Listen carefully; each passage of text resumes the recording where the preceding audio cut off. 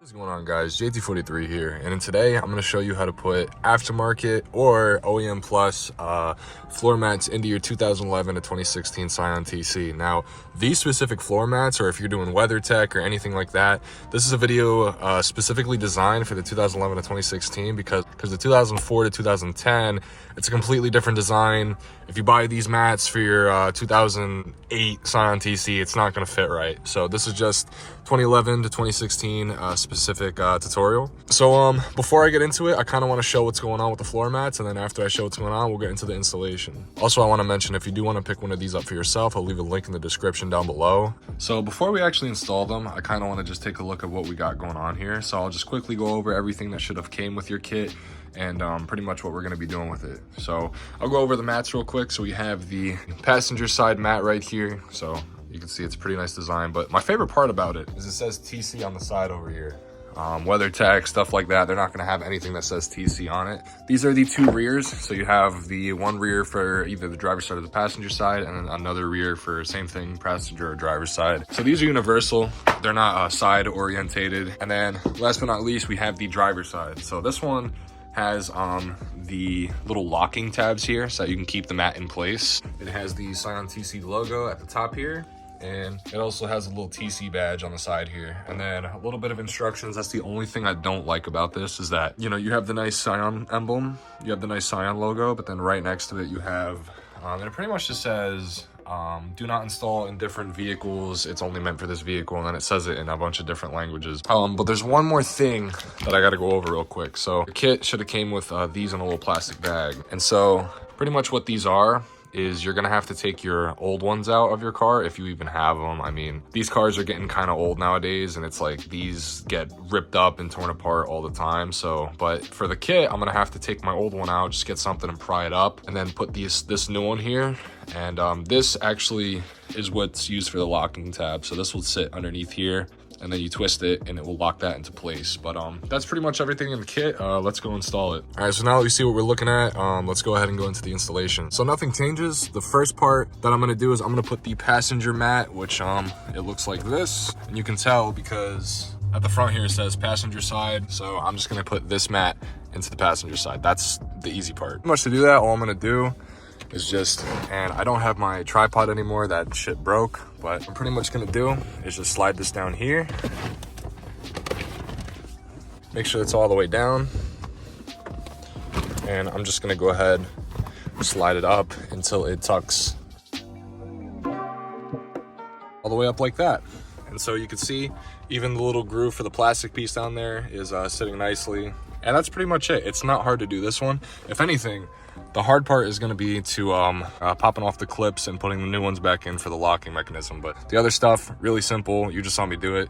And now I'm going to go ahead and do the rears. And so now for the rears, these are just my wires for my dash cam and shit. It's not really important. The rears are really simple. You're just going to go ahead and grab one of the rear mats, and you're literally just going to slide it into place.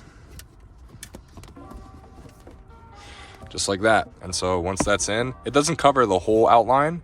It just covers enough to where you know, it's in place. But once you have this done, you're gonna go ahead and do the other side, and then you're pretty much done with the rears. So there we go, the other floor mat is in, and now all we have to do left is the driver. Right, and now for probably the most difficult one. So first things first, I'm gonna get rid of my broken one, and I'll kind of show you why it's broken. So there used to be these little like grommets that would go in here, kind of like this, right? So they would kind of screw in there. Well, this is the original floor mat too of the car. So the grommet there completely ripped out. On this side, completely ripped out too. So for the past like couple of months, I've been kind of just using the floor mat kind of like this, and it would slide back, and I'd constantly have to reposition it.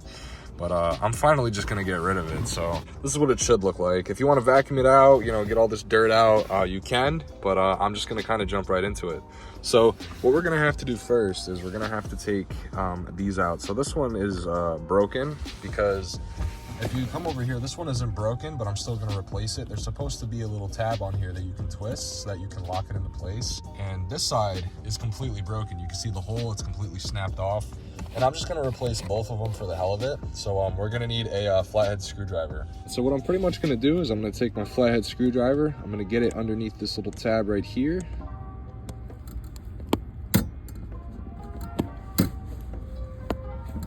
Once I got it underneath there, I'm just gonna go ahead and lift up. Just like that. So I got it to lift up, which this kind of like locks it into place. But once you do have that up, you can just kind of pop this out,